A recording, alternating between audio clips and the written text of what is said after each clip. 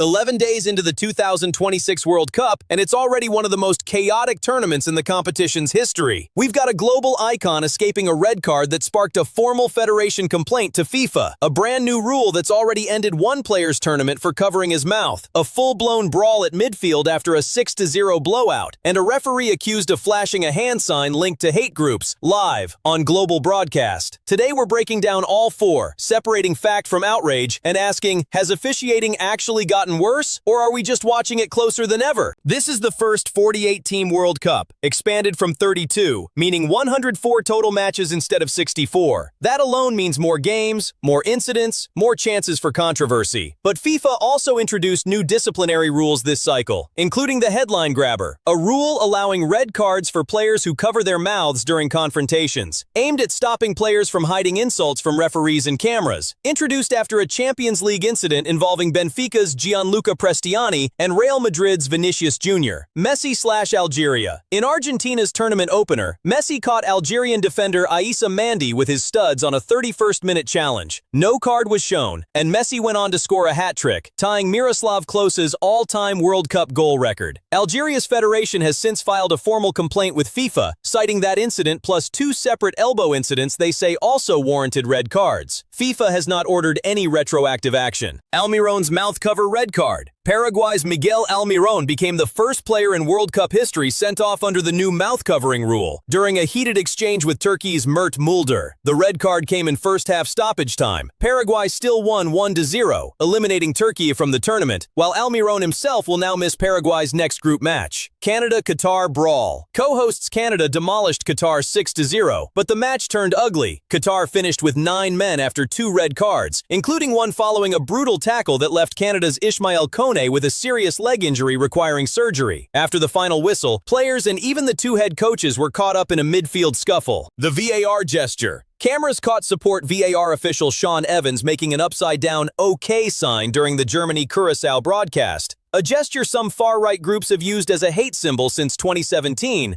and which the ADL formally listed in 2019. FIFA's disciplinary committee investigated and found no evidence of a breach, accepting Evans's explanation that it was an involuntary twitch. The numbers back up the chaos narrative. This World Cup hit 7 red cards within its first dozen or so matches, already nearly double the 4 red cards shown across the entire 2018 and 2022 tournaments combined. The all-time record is 28, set at Germany 2006. At this pace, 2026 is on track to challenge that record, though the larger 48-team field, 104 games versus 64, is part of why the raw numbers are higher. Social media reaction has split into two camps. Those arguing officiating standards have genuinely tightened up, overdue in their view, and those arguing referees and VAR are being inconsistent, pointing to incidents like the Messi non-call as evidence that enforcement depends on who's involved. The mouth-covering rule in particular has divided opinion even among coaches. Paraguay's Gustavo Alfaro said publicly he worries the game is becoming too strict and losing its essence. Broadcasters have also quietly stopped introducing VAR officials on camera following the Evans incident. With the knockout rounds approaching, the pressure on officiating consistency is only going to increase. So,